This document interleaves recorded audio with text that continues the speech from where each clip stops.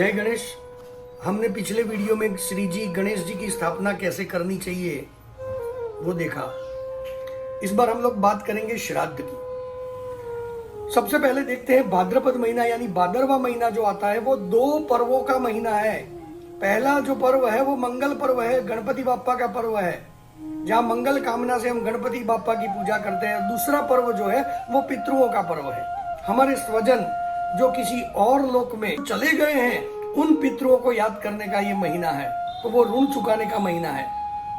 कई लोग को मन में सवाल होता है कि जो पार्थिव शरीर को छोड़ के कहीं चले गए हैं, यहाँ पर भूमि पे पिंडदान देने से, यहाँ पर अंजलि भर पानी देने से वो पिंड या अंजलि का पानी उन तक कैसे पहुंचता है। ये तर्क है, कुतर्क की कक्षा में आने वाला तर्क है, फिर भी मैं समझाने की कोशिश करता हूं। जैसे हम लोग यहाँ पर हमारे पितरुओं के पीछे श्राद्ध कर्म करते हैं, तो वो पितरु जिस किसी भी योनि में है, मरने के बाद बहुत सारी गतियां लिखी है कि जिसका जो कर्म है उसी प्रकार से उसकी गति होती है।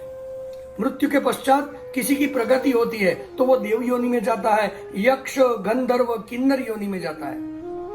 अगर मान लो प्रगति नहीं हुई, सिर्फ गति हुई, तो वो वापस मनुष्य बन के ही आता है। अगर मान लो उनकी अधोगति हुई तो वो मनुष्य से भी निचली योनि में जलचर, खेचर, भूचर, निशाचर, ऐसी बहुत सारी 84 लाख योनियां हैं, उसमें से किसी योनि में जाता है। और अगर किसी की अवगति हुई, अधोगति भी नहीं हुई, अवगति यानी उनको योनि ही नहीं मिली, कोई शरीर ही नहीं मिला, तो वो वायु रूप से भटकते हैं। वो प्रेत योनि में जाते हैं, भूत योनि में जाते हैं, पिशाच योनि में जाते हैं, ब्रह्म राक्षस योनि में जाते हैं। लेकिन वो जिस किसी भी योनि में है, वहां पर उनको खाने के लिए, पीने के लिए, मन के लिए कुछ न कुछ खुराक चाहिए। क्यों चाहिए? क्योंकि हमारा जो शरीर है वो छोड़ के आत्मा जब निकल जाती है तो हमारे शरीर में कुल 27 तत्व है, 27 एलिमेंट्स। ये शरीर जो बना है पंच महाभूत तत्वों का, ये 5 तो मुख्य तत्व है जो स्थूल तत्व है। दूसरे 5 कर्मेंद्रिय है, खाना, देखना, सुनना, सूंघना और स्पर्श महसूस करना। ये जो 5 कर्मेंद्रियां हैं वो 5, और ये 5 पंच महाभूत तत्व, ये 10 तत्व जो है वो स्थूल तत्व है। जैसे प्राण शरीर को छोड़ता है तो वो स्थूल तत्व जो 10 होते हैं वो शरीर में ही रह जाते हैं और शरीर के साथ वो नष्ट होते हैं। लेकिन बाकी के जो 17 तत्व है वो 17 तत्व आत्मा के साथ गति करते हैं, प्रवास करते हैं। तो वो 17 तत्वों में एक तत्व है स्मृति, यानी उनको याद रहता है कि आप उनके बेटे हो। दूसरा है वासना यानी इच्छा, अगर मरते वक्त किसी को कुछ खाना है, कुछ पीना है, कुछ रह गया है बाकी, कुछ बोलना है, किसी से लड़ना है, किसी से प्यार जताना है, तो ये सारी चीजें वो साथ लेके जाता है। तो वो सारी चीजों को भोगने के लिए उनकी इच्छा बहुत होती है, लेकिन उनको भोगने के लिए जो शरीर चाहिए, शरीर माध्यम खलु धर्म साधनम, जो धर्म भोगना है उसके लिए जो साधन है वो शरीर है, और वो शरीर उनके पास नहीं होता, इसलिए वो इच्छाएं करते हैं। तो उनको बगैर शरीर के जो अंगुष्ठ मात्र शरीर है उनके पास, सिर्फ उसी शरीर से वो भोग पाए, इसलिए जो यहाँ पर देते हैं वो पिंड स्वरूप होता है, वो जल की अंजलि के स्वरूप में होता है, इसलिए वो वहां पर पहुंचता है। अगर देव योनि में है तो उनको अमृत के स्वरूप में मिलेगा। अगर यक्ष या किन्नर या गंधर्व योनि में है तो उनको संगीत के सुर में मिलेगा। अगर वो मनुष्य योनि में है तो उन्हें अन्नपानादिकम यानी खाने पीने की चीजों के स्वरूप में मिलेगा। अगर वो पशु है तो उनको तृण के स्वरूप में मिलेगा, और अगर वो तृण ही है तो उनको जल के स्वरूप में वो चीजें मिलेंगी। तो श्राद्ध कर्म है, और कर्म के कुल 3 प्रकार है। पहला प्रकार है नित्य कर्म, जो नित्य करना होता है, रोज करना होता है। चूक जाए, गलती हो जाए तो पनिशमेंट मिलता है। जैसे कि ब्राह्मणों को नित्य कर्म के स्वरूप में रोज संध्योपासन करना होता है, संध्या पूजा करनी होती है। उनको वैश्वदेव तर्पण भी करना होता है। तर्पण यानी श्राद्ध। त्यक्तेन अर्पयित्वा इति तर्पयित्वा, यानी जो कुछ भी हमने अंजलि भर के दे दिया वो आज से हमारा नहीं है, वो नित्य करना होता है। अगर एक दिन भी चूक जाओ तो उसका आपको ऋण लगता है, इसलिए श्राद्ध जो है वो नित्य कर्म है। अब दूसरा प्रकार है नैमित्तिक कर्म का, जिसमें जो निमित्त के कारण करते हैं, अगर परिवार में किसी की मृत्यु हो गई है तो उसके मरने के 10 दिन के बाद दशा, एकादशा, द्वादशा और त्रयोदशा का जो श्राद्ध होता है वो नैमित्तिक कर्म है।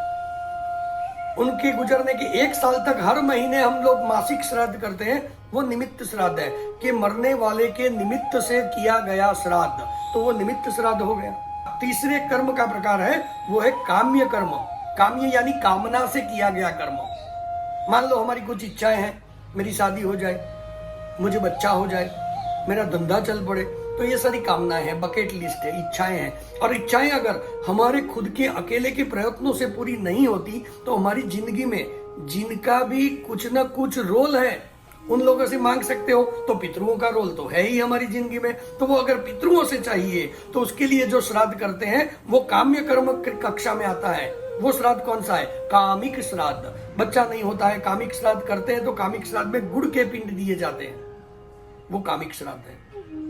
नारायण बलि श्राद्ध करते हैं, वो भी काम्य कर्म है। नांदी श्राद्ध करते हैं, अगर परिवार में कोई प्रसंग है और कोई मृत्यु के नजदीक पहुंचा हुआ है, उसका गुजर जाना हमारे शुभ कर्म में अगर व्यवधान पैदा कर सकता है, सूतक लग सकता है, तो उसको टालने के लिए नांदी श्राद्ध किया जाता है। तो ये सारे काम्य कर्म की कक्षा में आते हैं। अब देखते हैं कि अगर श्राद्ध करना है तो श्राद्ध किस दिन करना चाहिए। हमें ऋषियों का श्राद्ध करना है, देवों का श्राद्ध करना है और अपने पितरों का श्राद्ध करना है। अगर देवों का श्राद्ध करना है तो उसके लिए पूर्णिमा का दिन मुकर्रर किया है। ऋषियों का श्राद्ध है तो पूर्णिमा के दिन कर सकते हैं। दूसरा श्राद्ध जो हम लोग करते हैं वो हमारे पितरुओं का है। पितरुओं में भी प्रकार होते हैं। अगर हम यतियों का श्राद्ध करते हैं, मान लो परिवार में किसी ने शादी नहीं की, किसी का बच्चा नहीं हुआ, कोई सन्यासी हो गया, कोई साधु हो गया जो संसार में नहीं पड़ा, ऐसे लोगों का श्राद्ध करना है तो उसके लिए द्वादशी यानी 12 का दिन मुकर्रर किया गया है। अगर कोई अकस्मात से शस्त्रघात से यानी बम ब्लास्ट हो गया, कोई बड़ी होनारत हो गई, भूकंप हो गया, जिसका शरीर हमको नहीं मिला जलाने के लिए, उन लोगों के श्राद्ध के लिए हमारे यहाँ चतुर्दशी यानी 14 का दिन मुकर्रर किया गया है। कोई गुजर गया है, पानी में डूब के मर गया है, कब मरा है पता नहीं है, ऐसे लोगों का श्राद्ध अमावास्या के दिन होता है। भाद्रपद महीने की अमावास्या जो है वो सर्व पितृ अमावास्या मानी जाती है, तब किसी का भी श्राद्ध किया जाता है। अगर कोई सौभाग्यवंती स्त्री है जिसका पति जिंदा है और उसका अवसान हो जाए, तो ऐसी स्त्रियों के लिए नवमी तिथि का है, उसको कहते हैं अविधवा नवमी। अब आगे देखते हैं कि श्राद्ध कौन कर सकता है।